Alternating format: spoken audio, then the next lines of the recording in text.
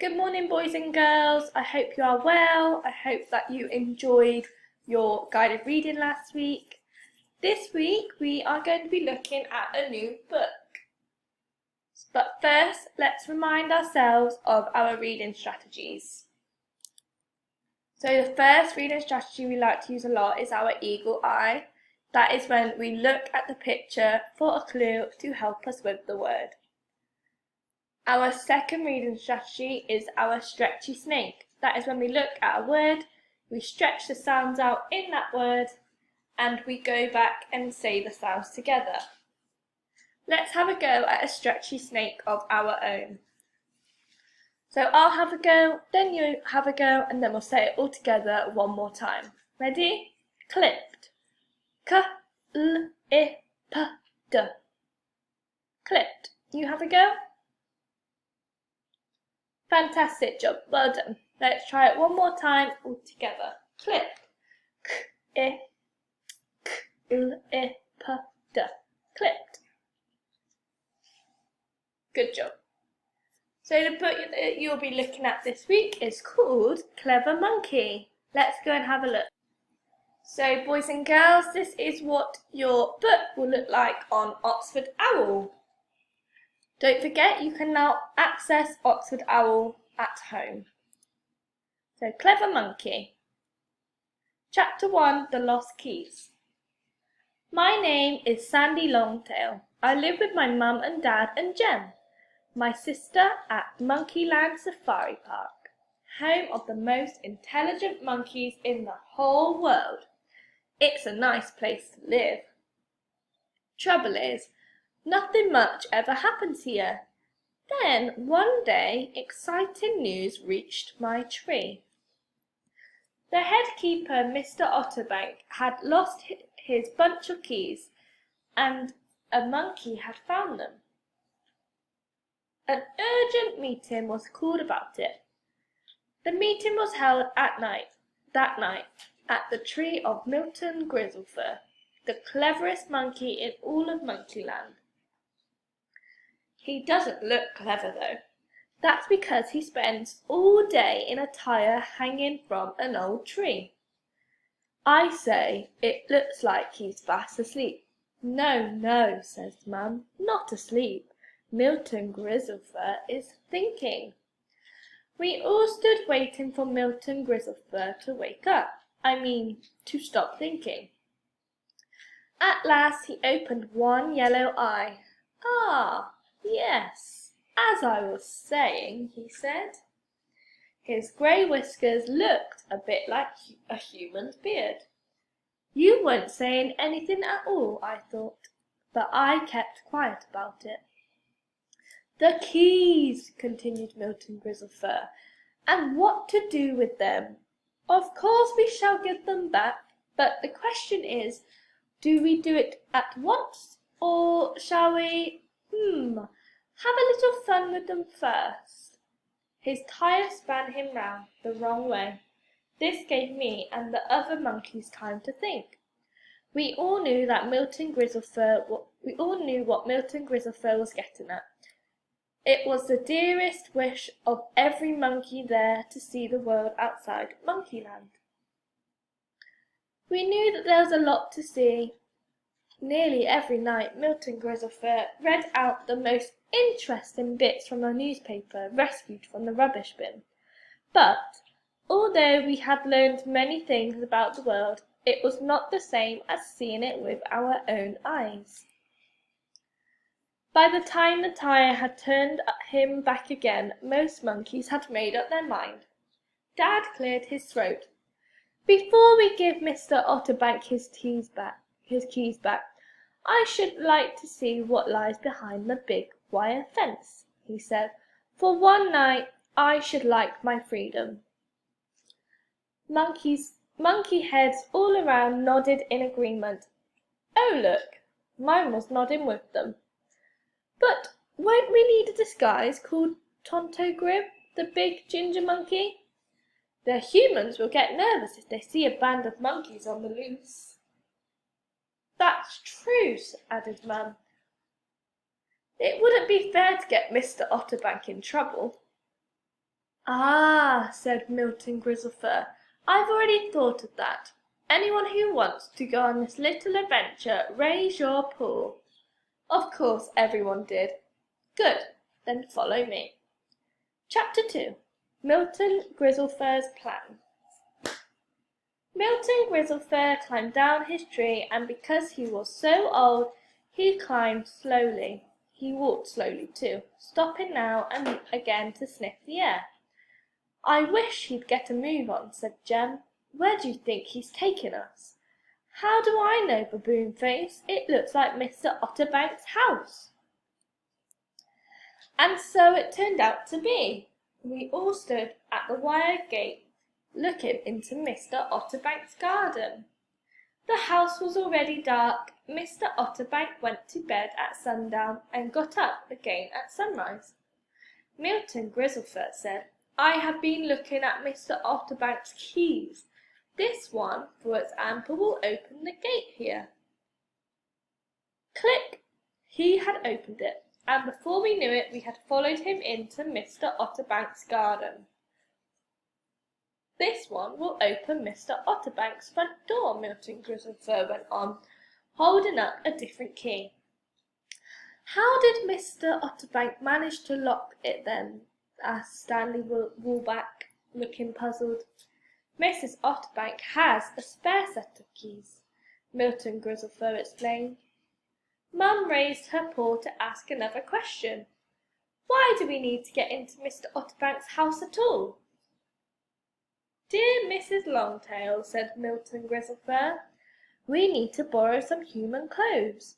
Only for the night, you understand.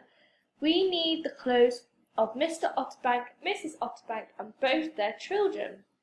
Wow, I thought, I get to wear trousers.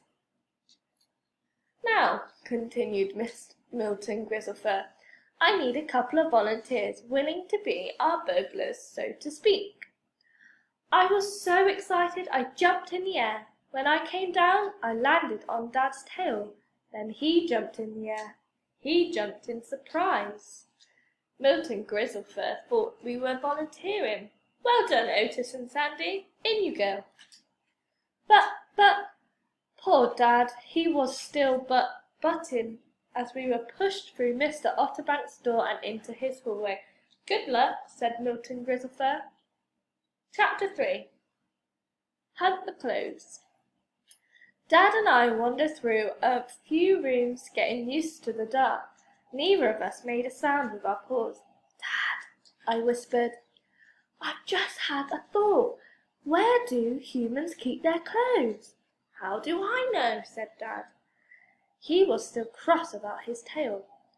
Fur has always been good enough for me.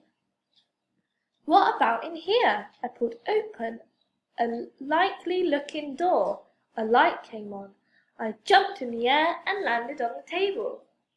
Dad sighed and gently shut the door. That, Sandy, is called a fridge. Humans keep their food in it. I think we have to look upstairs. We went along the hall and up the stairs. These are a good invention in houses, but they wouldn't work so well in trees.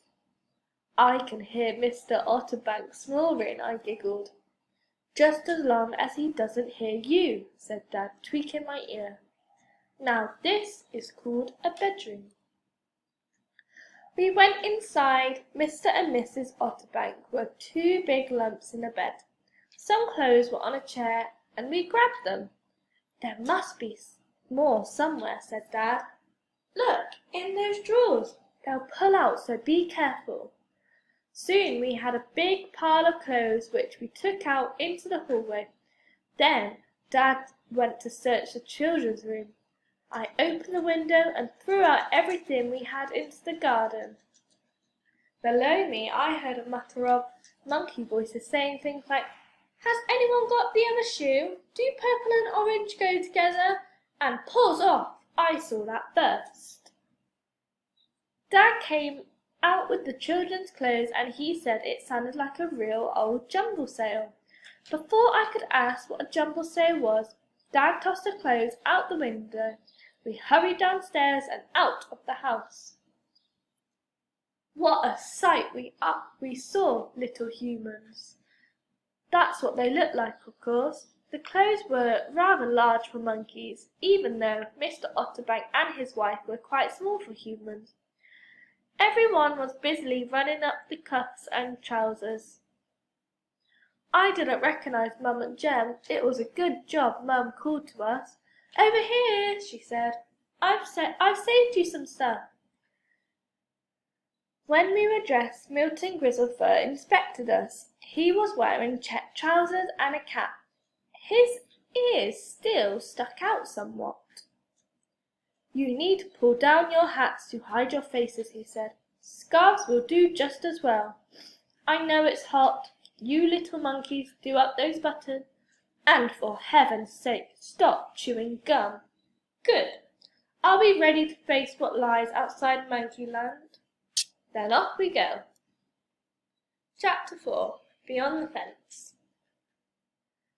I don't mind telling you, I was more than a little bit scared as Milton Grizzlefur unlocked the main gateway, and we all went under the sign that said, "Welcome to Monkeyland."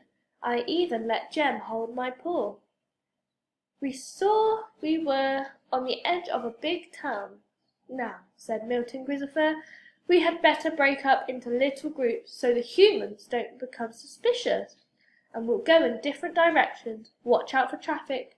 Cars go much, much faster outside Monkeyland. And above all things, remember to behave like a human. Always walk on your back 2 legs. Now go. Everyone be back here in an hour before sunrise." So we went our different ways in our little monkey bands. Mum and Dad gripped our paws safely. Milton Grizzlefur was right about the traffic. It zoomed along faster than a charging rhino. There was so much to see, and so much that Jem and I didn't understand, and so much which we had to be explained to us. Just then, Mum was telling us about something called a lettuce box.